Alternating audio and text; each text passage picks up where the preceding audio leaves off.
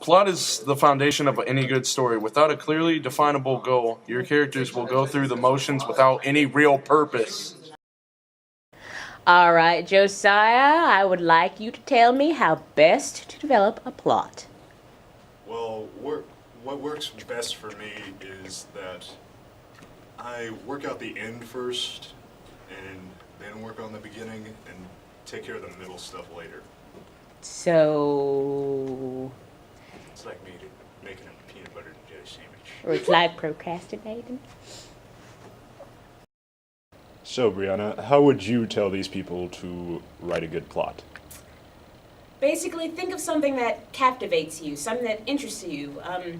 Maybe if you're into darker things, you're gothic or whatever, then maybe you'd enjoy a story that's a tragedy, or maybe if you're more of a lighthearted person, maybe a comedy, or maybe romance. It's more like, basically the plot will go directly with your personality, and always think of things that happen in your normal life, because you can always incorporate some of those happenings into your story.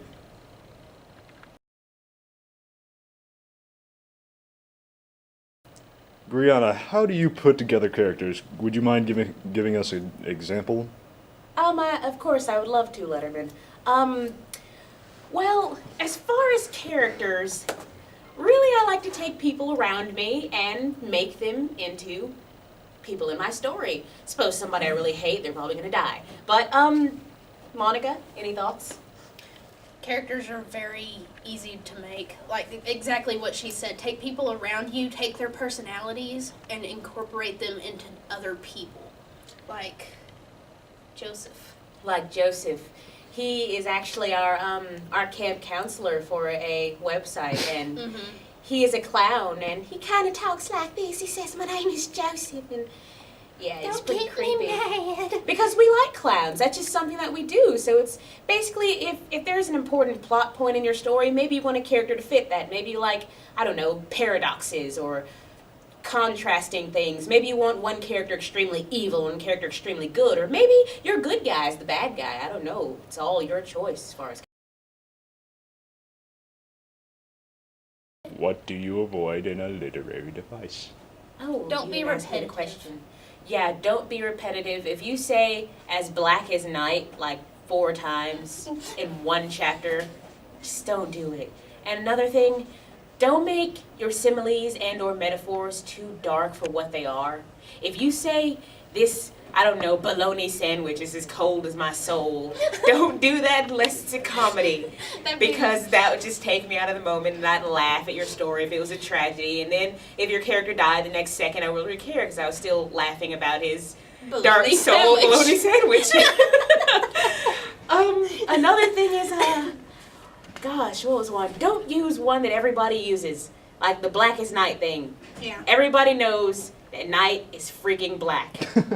Don't say that a black thing is as black as night, because we know. Because we've heard it everywhere. That's it. Okay. So, what are some things to avoid? Cliches. Number 1. If you're making a romance with vampires. Oh God. With vampires. No. Let me sit the right way for this one. Now y'all hear me out there.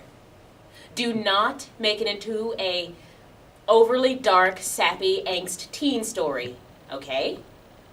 You do not want someone who is exceedingly attractive to the point that it's completely unrealistic, even though it is vampires and that's not realism anyway, but still. You do not want to make a Gary Stu, which is basically a person who is loved by everyone for no reason. If you take, well, let's say you write fan fiction. If you take somebody and you make them up, and you have Severus Snape from Harry Potter fall in love with them instantly, you have a Mary Stu, a Mary Sue or a Gary Stu. So that's just, don't do that. Don't. If you make a Gary Stu, like he could kill a kitten and everybody will still love him. Don't make one of those kinds of people. Don't do it. No. All right, and also things to avoid: plot holes. All right. Do not make it so that there is something completely unexplained in your story, or it just happens just because, just like for giggles. Like, oh, I don't know, there's a hole in the wall that these prisoners could have escaped through the whole time, but they're working on this elaborate plan to get out. Don't do that. That's a big literal plot hole. It makes in you a story. hate the characters. It makes you really hate every single person in there.